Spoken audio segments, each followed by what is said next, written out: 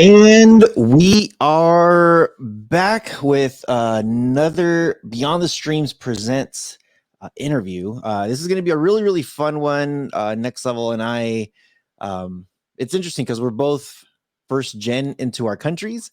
So hearing some of this, it's gonna be a lot of fun. Next Level, how you been, dude? What are you doing? What are you up to? Super excited. Some good conversations for sure to be had. You know, it's interesting to think of us living in a first world country that I could still be an immigrant moving into the States because I don't live in the United States. I'm across the border here on Canada. So if I do have, because I have a lot of friends that want me to come over to Texas and California and Las Vegas and all over, but it's not as easy to transition from one place to another. So I'm super excited to hear more from our guest speaker here, Misha. For sure. And yeah, before we really begin, make sure everybody checks out the description below. We always leave links to some of our affiliates. So we got Buzz TV.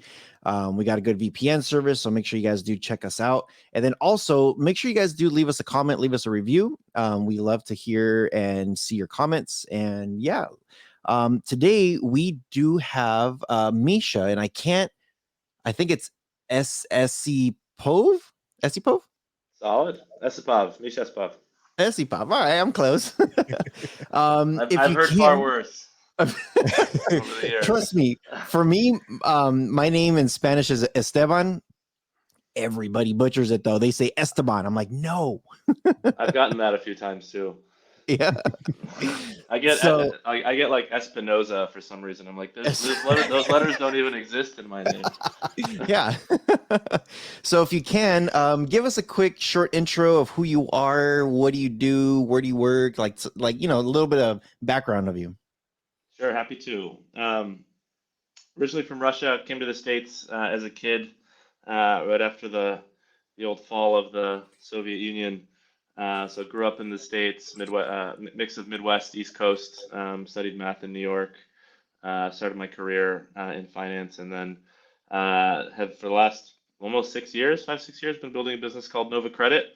And basically what we do is we help recent immigrants bring their financial identity with them to the United States so that they can access financial services when they first arrive. Because the basic problem is that, when you come to the United States and apply for credit, you don't have any credit history because you just got here. And so when you go and apply for credit card, auto loan, student loan, apartment lease, cell phone plan, all those things, you get rejected because you don't have any identity in the United States. And so we solve that problem by allowing people to port over the information that they've built about themselves from wherever they're from.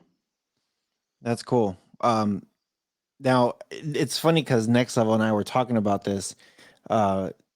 So I have, and I think Next Level also, we both have our parents and families that are from a different country. So mine is from El Salvador, and my birth dad, don't really know too much about him, but he's from Costa Rica. And they met, yeah, they met here in the States, and it was, I was born here. I was born in California. So my grandmother, when she was alive, I was able to have a really deep conversation with her. I actually did like a whole like an interview thing with her that I could share with my family. And it was that, like, how did you get here to the States? How did you Establish. how did you find a job? How did you get credit? How did you buy a house? Like, because that process, it's not easy. And here, me being, in the United States, I see the struggle that a lot of people do have when they come here. And Right. one of the things, I have so my stepdad, my first stepdad, lives in Mexico now, and his niece, she goes to school, she has a bachelor's and everything. And sometimes that doesn't translate when you bring that stuff over here. They don't recognize it Mm-hmm. to an extent. So I guess for me, it's kind of like, what was your experience coming to the States? What was it when you came here, and like what what issues did you have when you're just like, okay, I want to start this, I want to buy this, I want to have this, you know what I mean? Like what I want was to it? build it. Yeah, I Yeah. want to build We're it. Like, first generations. Like our parents had to do the immigration process. We didn't Right. have to immigrate to this country, right? right. So Yeah. I mean, I moved here when I was 2.5, right? So yes, I was born in Soviet Union, born in Russia. Um, but I was, I wasn't really a conscious being all that much when we first immigrated, and uh, I think for me, my part of my experience, I think, is really the story of my parents and their pursuit of a better life, the American dream. As we always talk about three personas. People come here for work, for opportunity, education, and also for love. Those are kind of the three personas. Love being like if you're moving to marry somebody or moving with a spouse or partner. Um, and for us, I mean, when immigration as a whole is like an incredibly humbling experience. I mean, in Russia, my parents were very well educated and the school systems there are quite strong. And when we came here and we ultimately immigrated because my father, got a opportunity to work at a university in upstate New York. Um, very sort of like many people, we lived a very humble transition. You have to start over. You have to, retrain yourself in many ways professionally. My mother worked at like the local library for a number of months and a number of other odd jobs over the years. And as part of, you know, thriving, if you will, or making it, or if even surviving in a capitalist society, is you have to have access to the financial system, right? You have to be able to, use a bank account, and you have to be able to borrow when an unexpected event happens. And the thing about immigration is that when someone first arrives, many people don't necessarily have the same sort of social safety net to go to. And that makes the immigration journey even more vulnerable, and that makes access to financial services even more important. And for us, I think the anecdote I'll share periodically is, it took us over a year to save up enough savings to be able to get our first like old used Honda, because no one would give us an auto loan, right? This is Mhm. almost 30 years ago. And it's exciting to say that like that problem is one that like we can now solve as a business. I can share a little bit more later on as we get into it about how exactly we do that. But I think the immigration journey is one that's faced by millions of people every year, and it's a challenging, scary one. But if you think about the overall immigrant population and its benefits and contribution to the society, like it makes the world and yeah, society a lot more rich, a lot more vibrant, a lot more fun Mhm. existence to be a part of. I think it's overlooked a lot how essential immigration is to economy. Hmm. We see inflation happening all the time. We see real estate prices going up and everything else that's going on around us. But without more people coming into society, those are essentially little workers that are paying tax dollars that are paying for everything that's going on around us, right? We need our population to go up in order to, I guess, to match with inflation. And if we don't, then things can get pretty bad pretty quickly. Right. I mean, if you just think about like the economic value of an immigrant, for example, just like taking all ethical things off the table for a moment, and just like think about economic value, it takes 25 years to take a child to be like a positive contributor to Yeah. society from an economic Mhm. perspective. That's a huge investment, Right. right? And in a world today where our birth rate in the United States is roughly two, like we're barely replenishing our population, and there have been years where we haven't. I believe like immigration is what's creating population growth for us. And the beauty of it is we can skip all 25 years of investing in somebody and just bring someone in, Yeah. whether it's for college or for, being a foreign professional, and just immediately be able to like contribute to the economy and contribute to, taxes, jobs growth, and GDP. Immediately. And that's without, at least from my understanding, I'm not going to get into it yet, but without the assistance from your company, it would make it very difficult to, I guess, jumpstart that process right away. I am curious though, because it's very easy for us to see an issue and complain about it. It's very, very Yeah. easy. It's very easy, right? For us to be like, as immigrating into the country, we understand how difficult it is to apply for any kind of aid through the government, to get loans, to get whatever. We can complain to our family and our friends, but how do you go from seeing the issue, being frustrated with the issue, and then creating a fintech company to solve the issue? Mhm. Yeah, I mean, maybe I'll go a little bit into it. So, when I first came out to California for grad school, I didn't come out here with the intent of like starting a company. I really came out here because I was pretty lost professionally. I didn't really know what I wanted to do. The track I was on in New York kind of was interesting, but something didn't sit right with me and kind of felt a little bit too clear and too certain. And I wanted a life with more of an adventure. And so I started playing around with like different problem spaces, areas of interest for me. And I started doing a bunch of user research around how do people make financial decisions. So I was like talking to classmates and anybody who'd give me the time of day and asking them basic questions like, hey, do you have a credit card? How'd you make that decision? What made you pick that card? Do you have a student loan? How'd you decide which student lender to provide to go with? Who gave you advice on that? And we were just asking very broad-based user research questions. And quickly we realized that half the people we were speaking with were international students. That just happened to be like the environment I was in, which is true of most graduate programs here in the United States. And 100% of that half was like, this sucks. I can't get a credit card. I can't get an auto loan. I have to go like beg my fifth cousin to like sign up for their family plan, Yeah. or my like eighth uncle to like co-sign my apartment lease if I have one. And there's just kind of like everyone has created these like duct tape solutions Yeah. to work through what is ultimately an information problem. And the information problem is that like these are, very high potential, very ambitious people that are coming here that have gotten into great schools, that have gotten great jobs. And in the vast majority of cases, they have had experience with financial services in their home country. Like, it sounds like you're in Canada. Like many, most Canadians have had experience with some form Yeah. of a credit card or auto loan, and that information had no way of actually crossing over the U.S. border and Right. making it into the U.S. financial system. And so we sort of set out to solve that problem. And it takes an unhealthy dose of like naive optimism to like muster the courage to actually try it. I think anybody who really understood the financial services industry or credit reporting would say like this is crazy. It's too hard.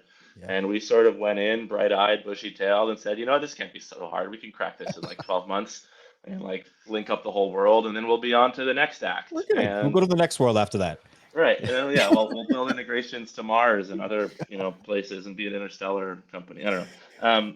I digress. But the core idea was that like in order to systemically solve this problem, we have to be able to build the links around Yeah. the world to allow this information to flow in a standardized manner under the express and voluntary consent of the people that want this information to go with them. And so ultimately, that's what created the credit passport, which is sort of our flagship product. The same idea, the idea there being the same way that your passport is how you travel the world, your credit passport is your financial identity that can travel with you and unlock financial services.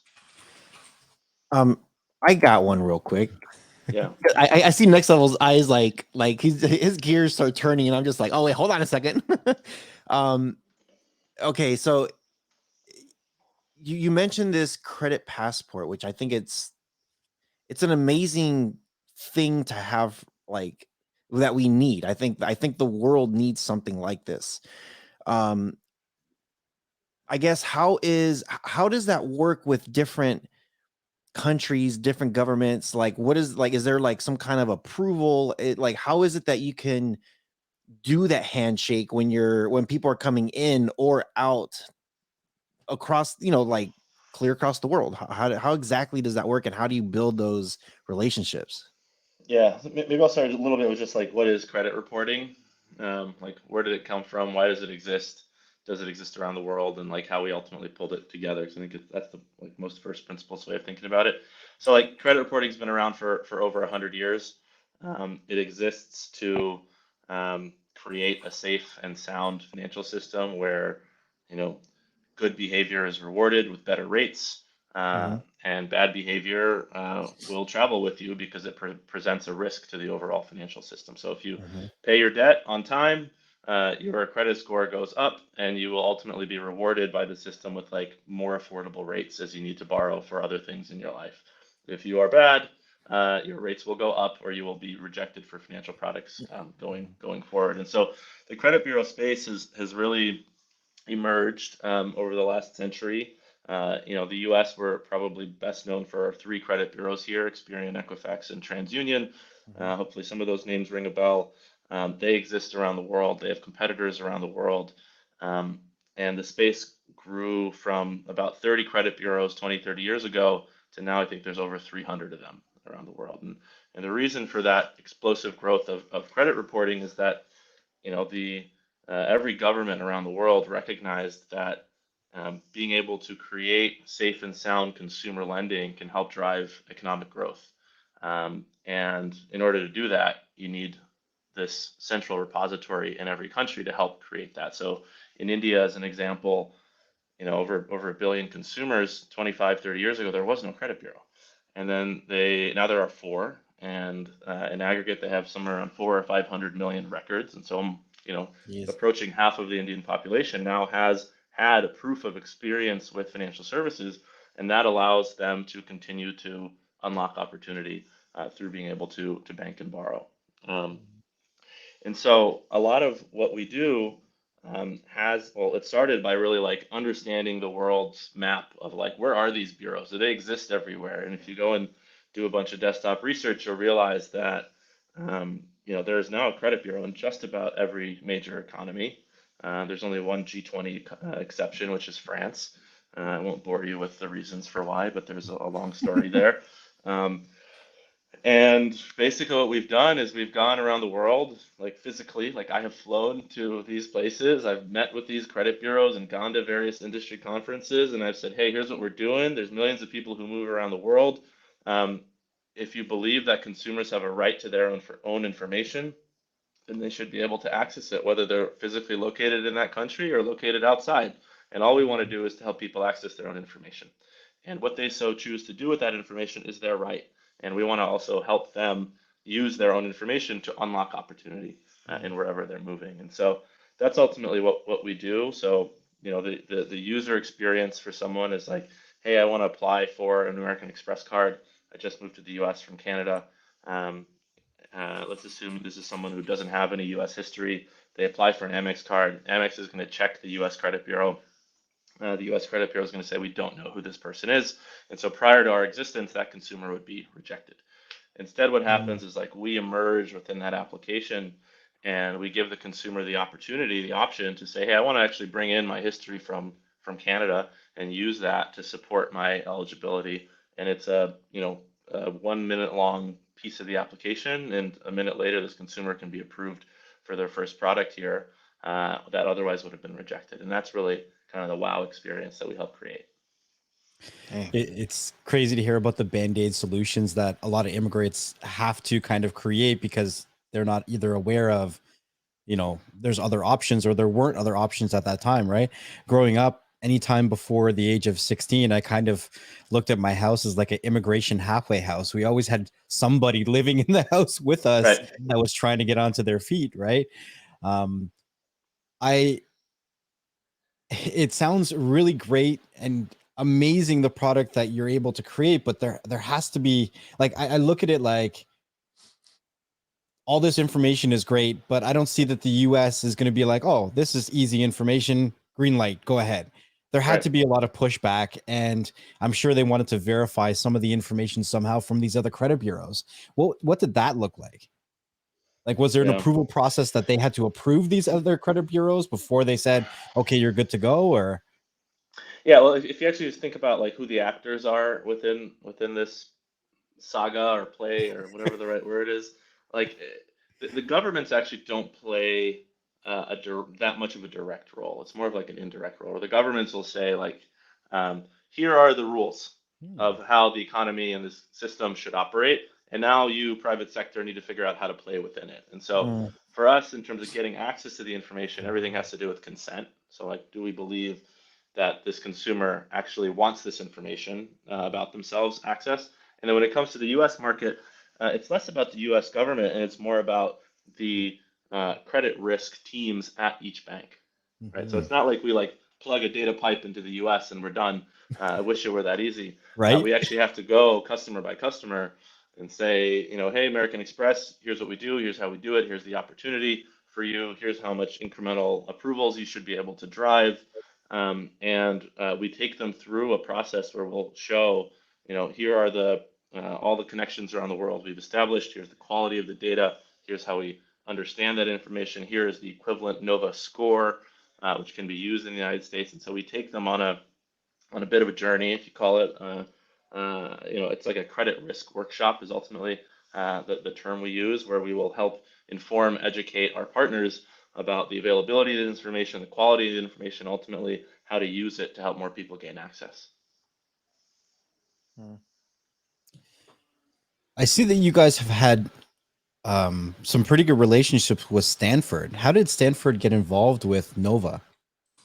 I mean, Stanford's where we started. So we were a graduate student project. We, were interested in starting a business. We didn't really know what we were doing, and I think Stanford had helped with a broad curriculum around like entrepreneurship. And I think one of the biggest lessons I learned there is around how to conduct user research in a unbiased, objective way. And I think this is one of the traps that a lot of founders fall into, where they'll go and like interview their friends and they'll be like, hey, I'm working on this thing.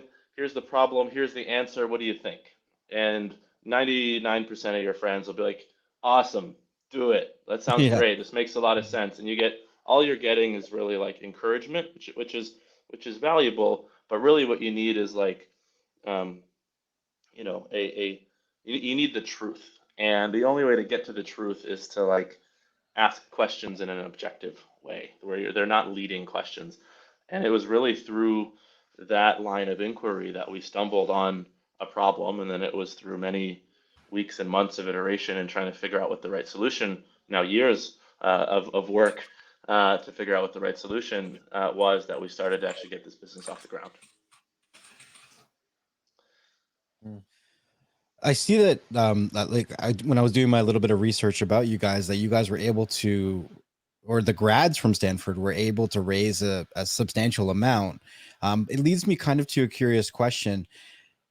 How do you go about funding? Are you guys a nonprofit, or are you guys kind of subsidized through the immigrant or the actual credit side? Like, how does funding work for the process? Yeah, so as a business, we are what I would call a social enterprise. We are a mission-driven, for-profit company that is venture funded. So we've raised money from a variety of great funds here in Silicon Valley, funds like Kleiner Perkins, General Catalyst, Index Ventures, Y Combinator, First Round Capital, a bunch of others. And so at the end of the day, we believe that to build an enduring business, to build a sustainable solution to a systemic problem, you have to have a business model that makes sense, that can actually generate a profit in the long run. But that doesn't mean you can't do good along the way. And I think we're very fortunate that our core business model can help bring people into the financial system. In doing so, create a lot of value, and in doing so, enable us to capture a piece of the value that we create. And so the way it works is every time the product today is entirely free for consumers. And anytime we help a consumer get approved on the basis of our capability for a new financial product, that enterprise, so the lender, will pay us a fee for helping them do that. And so the value to them is, they've won a new customer, and that customer has, hundreds or thousands of dollars of value for them, and they'll share a piece of that with us. For sure. I mean, if we even think about how much money is to be made off of a mortgage over years, that's very substantial.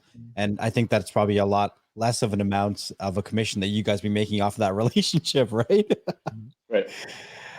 What does the process look like? If one, like, how do you find people to educate them about your services? And two, like, what is that process? What does the onboarding process look like?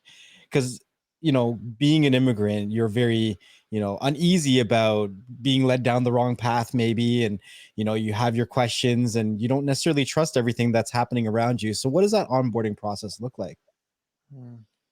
Yeah, I mean, most of our um, volume comes from consumers who simply want a financial product. So they want an American Express card or a student loan from one of our partners or an auto loan from one of our partners. Um, and so they just walk in the front door of those providers, whether that's digitally or through a retail branch, and they apply naively, thinking that they should be approved. Um, and um, for most of those consumers, they do get rejected because most of those providers of those services don't have Nova Credit enabled. But for the ones that go to our partners, they are then given an opportunity to pull in their information automatically. It's like part of their application and get approved through that. And so those businesses that are partnered with us are now winning a larger and larger share of this customer segment. Like word of mouth is real among immigrants, right? You're going to tell your friends and your cousins and everyone else within your diaspora, and that will help other businesses feel the urgency to adopt because otherwise they will not win this segment. So that's the majority of our businesses. Consumers just go directly to AmericanExpress.com or other of our partners and apply, and like they will stumble upon our capability, or they can come directly to us, NovaCredit.com. Tell us what country you're from, and we will provide personalized recommendations of what we think are the best products for you.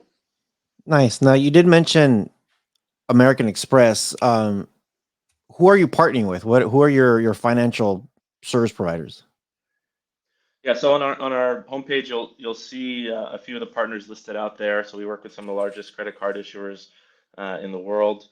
We work with some major auto lenders as well. So we had announced a partnership last quarter with a company called Westlake, which is a major direct and indirect auto lender.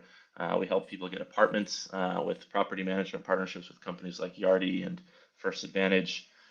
We have a major announcement coming in a couple months with one of the big telecom carriers where we will be helping people get cell phone plans and device financing using their foreign credit. So we have diversified across a variety of major pain points that this customer segment uses. There are more. There's more. There are more products we want to be able to bring onto the platform, and that's it's a big body of work for us this year and the years to come. Yeah, that's awesome. I know typically when, and again, I'm just trying to think of my family's experience um when they're looking for how to get that credit. When they start doing their research, sometimes it's you just search on Google, and we always say Google's your best friend. You just search it, find all kinds of stuff, and sometimes it's really really hard.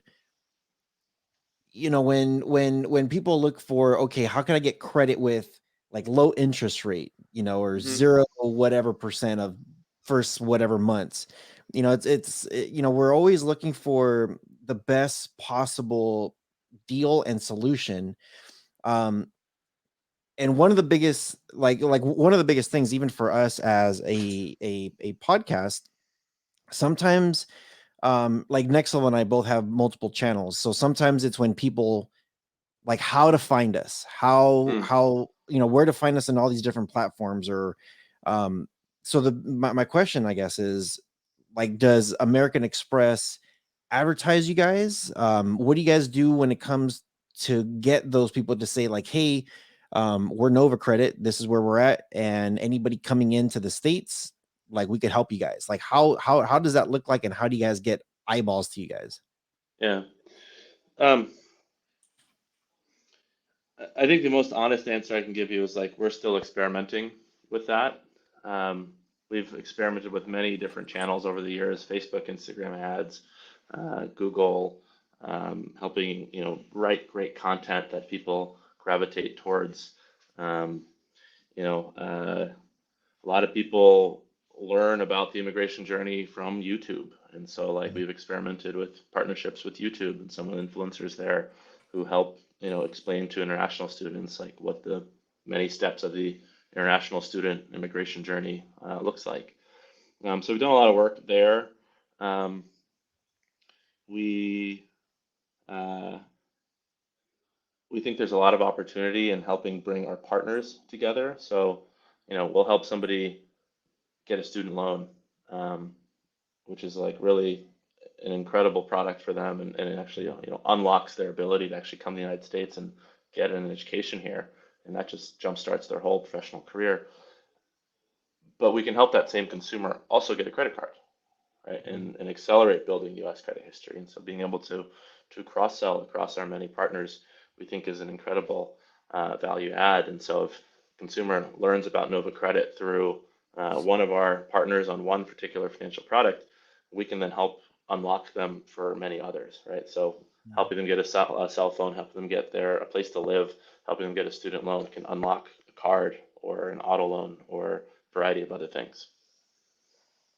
That's cool. No, credit's a very interesting thing in general. You don't really know you need it until you need it. And then once you understand and you have it for a little while, then you can understand that credit is more than just a credit card. It's leverage, right? A lot of people would not be where they've gotten to in life without some form of credit, right? A lot of people take out loans, they leverage them, they're able to do investments and, get into real estate and do all kinds of stuff like that. But credit, for the most part, in the beginning of it is reactive. And I feel like your product is it's a very reactive product when people are coming over to the States. Do you guys have any kind of implementations that makes it proactive from where they're coming from? Mm. Yeah, I mean that's the aspiration. The aspiration is like as soon as you know that you want to move Yeah. across borders or to the United States, that like here's the playbook. Here's Right. how you do it, and we want to help carry you through those many steps, and create content that first helps educate you about what is Social Security number, how do you get one, when are you going to get one, Right. how do you sign up for a visa consultation at the U.S. consulate in Calcutta, like Yeah. Yeah. like there's a lot of opportunity to help people understand the many steps involved, take them through this like feeling of um,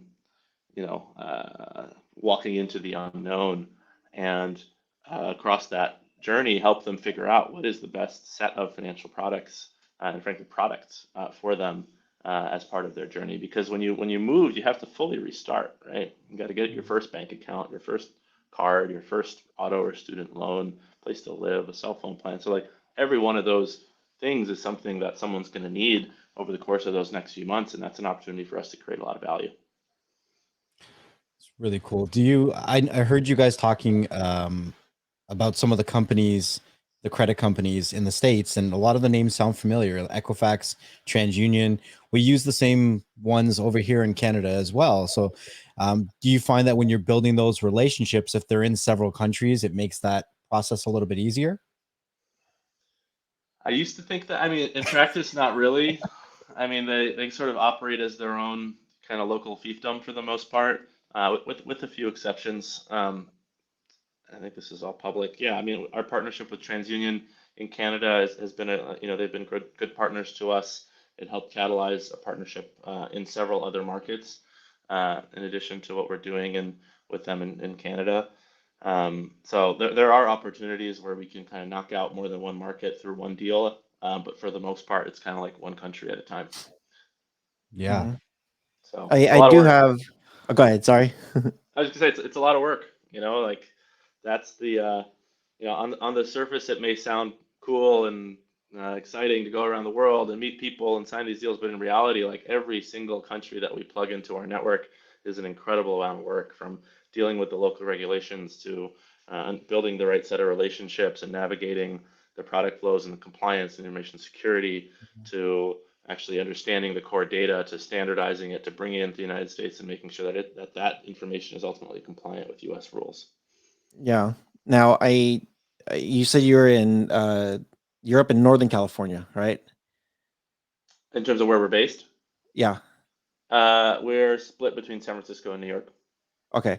So, I'm sure in California, there's always a a huge flux of immigrations coming from like our Latin borders, constantly, and I still have family like in El Salvador that, try to come over, and that's like the question they always ask, like, hey, I want to get a cell phone, and I don't want to get this, some random brand that they're just like, I'm not, I want to get something that's actually going to work, you know?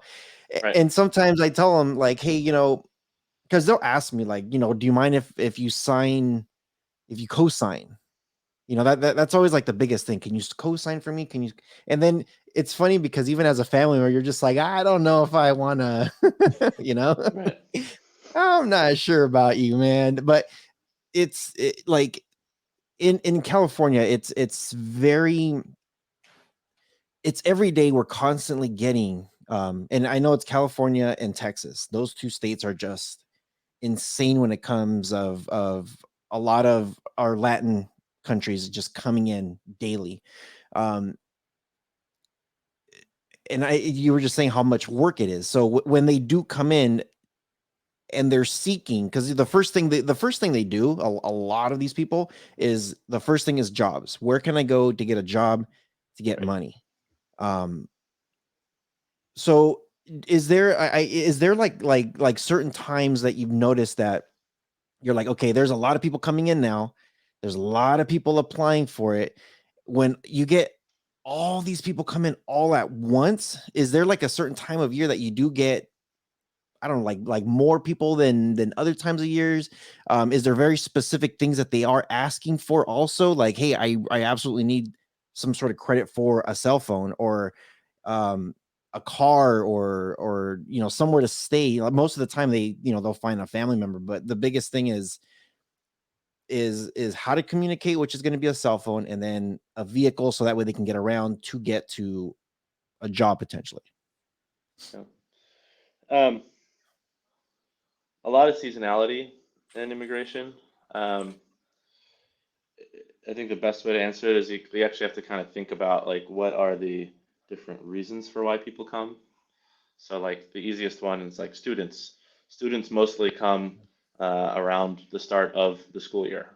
Mhm. And so that typically means the start of the semester. So that's a lot of immigration coming in like the August, July, August, September timeframe, and then a bit more coming in like the start of the winter quarter. So that would be like, Mhm. Jan, Feb kind of thing.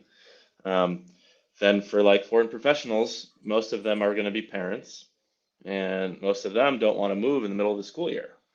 So they're mostly going to be moving in like the peak summer months or like around the Christmas holidays to just kind of create a bit of like change for folks. Then you'll find, and this isn't entirely our target demographic, but you'll find like seasonal workers. So folks who will work in agriculture who will come in or work on the ski slopes, and you'll see a lot like, if you go to, to Tahoe or to Colorado, you'll see, you know, Colorado.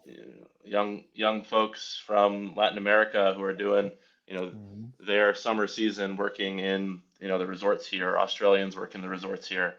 Um, like, first job out of college or haven't even gone to college, it's kind of their gap year. So you'll see kind of an influx for a few months of folks there. So there's seasonality across these different segments. There's also crazy stuff like, um, what are they called? Snow bunnies, which are Canadians who, get a Snowbirds. little too cold. Snowbirds, thank you, not Yeah, snow bunnies. Snowbirds. Snow bunnies, I don't even know what snow I knew bunnies I are. knew Thank what you. you were saying. I want to be a snowbird Snow. soon too. I'd rather be a snow bunny than a snowbird probably, but yeah, a snowbird is someone from Canada that's going to go down to like Arizona, New Mexico, Florida, and like just like kind of hibernate in the winter and get some sunshine. And so like that's an opportunity for us, right? And so there's all these little micro pockets that exist of where this community or immigrants, newcomers come to the States, and that's ultimately an opportunity where this problem exists and one where we can create value. We sometimes think of assets to be monetarily linked with something, but something as simple as having a dual citizenship, I think in this day and age, is an asset. It is Right. really good to have a dual citizenship. Sometimes people have more than a dual citizenship, and they're very difficult to achieve. And once you get a dual citizenship, you want to be able to obviously build up in those areas. For us Canadians here, I know more than a few that are snowbirds. My neighbor just left at the end of January, and he's not coming back until April or May, right? And he tells me every time he leaves, he's like, "Here's my snowblower. My driveway is clear. You can park in it if you need to." Like, and they're gone. They're gone until April or May. Right. And that's ideally, it would be great if we didn't have to do that when we retire. And the idea is we could still live 6 months of the year in the States and 6 months of the year here. But when I go there, I can still work and function like a contributing member of society. So Right. I think it's really cool. And Nova plays, I think, a really big part in that. I think maybe it's a little bit biased or one-sided, but I think that Canada and immigration and where we're kind of going with population, we kind of need a little bit more immigration than maybe the States does. We're sitting at somewhere around 36 million in population. I think in the States is somewhere around 240 million. My numbers are probably completely off, but it's around that number. We're right? higher. We're high. We're like 330, I think, right now. 325. Yeah. So 330. we are like a tenth of your population with a Right. larger land mass, and a third of our population is sitting in one province.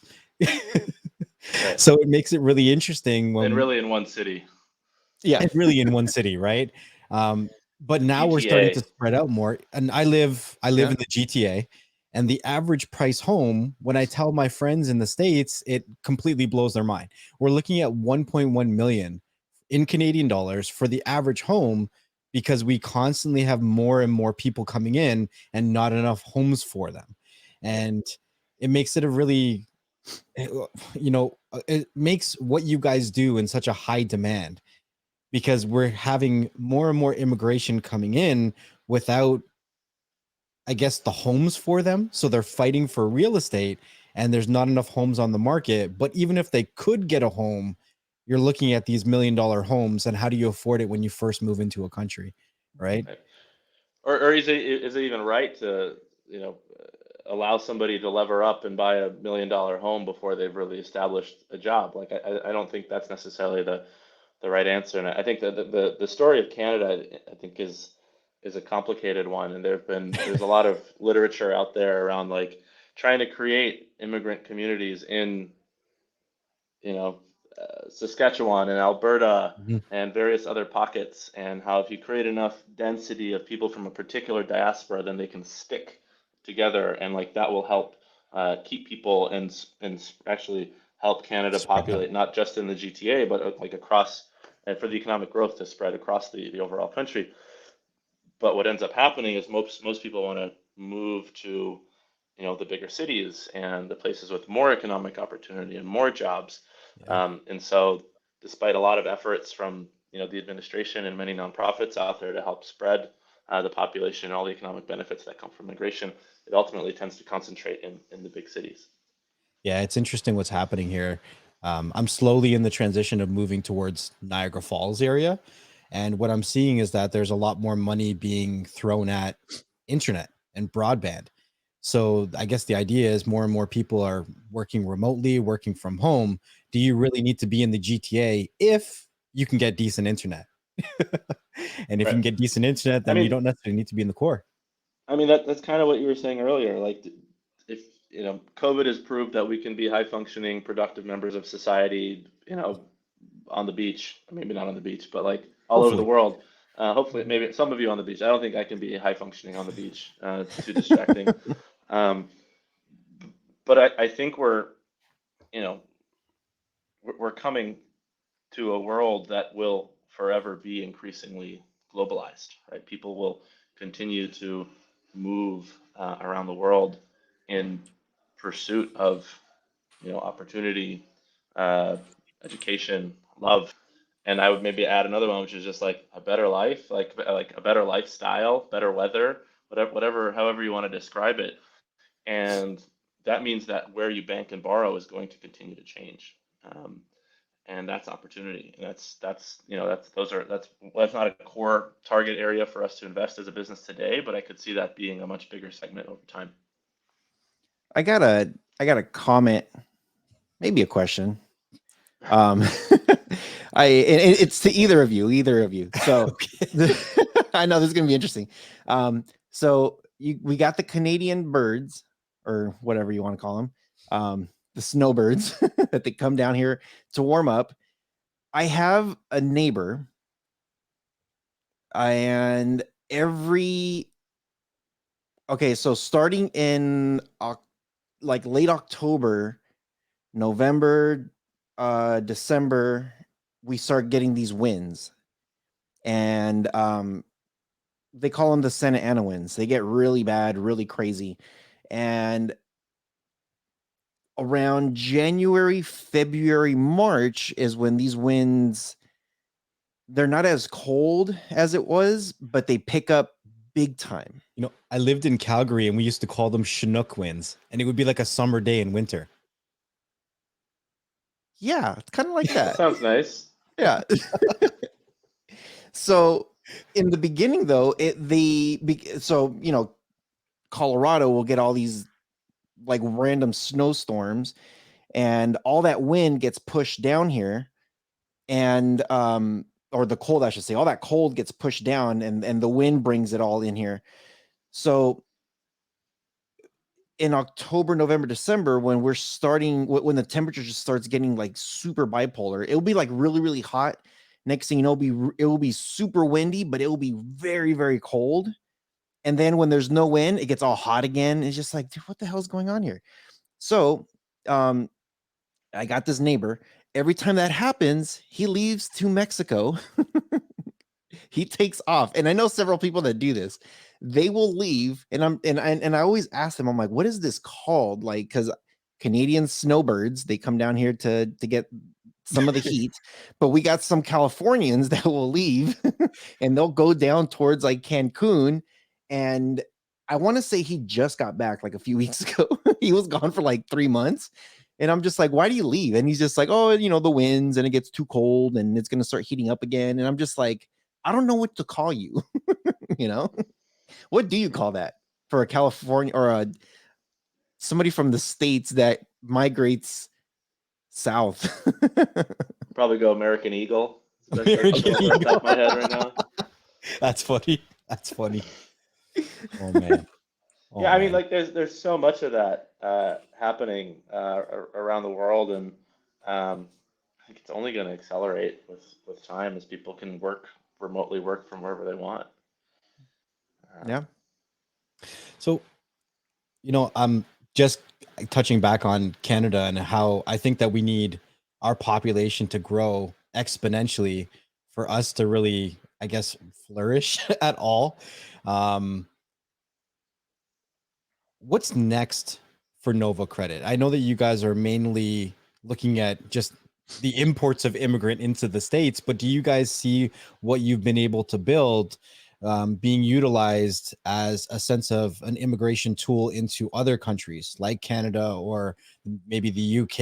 And I know you talked about India, how they're just building up their credit situation there, but do you see that as a natural transgression or, transcendence into the credit industry in other countries as well? On the roadmap, yeah, I mean, today we can access data in just over 20 countries. We can pull credit information on about 1.5 billion consumers all around the world. And if any of those consumers move to the United States, we can help unlock the products they need when they first arrive. And core to our strategy over the next few years is supporting migrant corridors, not only bound for the US, but bound for many other markets. There's obviously it's about 350,000 immigrants that move to Canada every year. There's a bit more than that moves to the UK every year, but a little bit less than that moves to Australia every year. And that's just annual flow, like the UAE, Hong Kong, Singapore, intra-European migration. There's a lot. There's a fair bit happening within Latin America. And so anytime somebody crosses a border, like they have to restart with a new financial system. And um, focusing on what are the other major immigrant corridors is really how we are prioritizing. And so, India to the UK, Nigeria to the UK, China to Hong Kong, hopefully that gives you kind of a flavor of some of the major corridors that we need to be focused on and where we see a lot of opportunity. It's awesome. Yeah, that's so much information, a lot of information. So before we wrap, what is the last thing you could tell our viewers and listeners where they can find you if they are needing credit to build? Just go to our website, novacredit.com, N-O-V-A credit.com. And we've got a whole set of tools and content that helps people figure out how to build credit, figure out the best financial product for whatever is their personal situation. If it's a credit card, an auto loan, we're going to be adding a few more capabilities here in the next few months. Building credit is so important to a life in the United States, for better or worse. You need it to access a lot of the basic services that make a life great and enable you to pursue the American dream. And like what we do as a business is we make it a little bit easier for people to do that, starting with immigrants. And if anyone has questions, I'm pretty available, accessible. I'm just misha at novacredit.com. So for those listening that want to learn more about what we do, for those interested in potentially a career change, or for those simply just interested in what we're doing, feel free to drop me a note. Awesome. And we'll make sure to leave all that information in the description below. If anybody wants to get in touch with Misha or check out the website. A lot of good stuff. Very, very positive. Always good to find stuff like this, because this helps the world go around. So Literally. yeah, with all that being said, I want to appreciate everybody who's stopped by to listen to us. Thank you, Misha, for coming and having this conversation. Really appreciate you coming by and having a conversation with us, man. Awesome. Thank you both for the time. Really great to be on the show. Yeah, it's amazing. Everyone's going to have somebody that they know that is looking to transition into the States. Everyone does. And, we don't always have the answers. And I'm really happy to see a product that actually points people in the right direction. So it is awesome to actually be able to connect with you. And I appreciate the conversation. And I almost feel like maybe down the road, there's going to be a follow-up, because it sounds like you guys have a lot of things on the roadmap.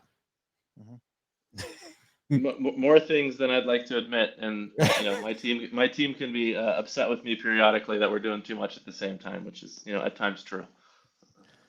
For sure.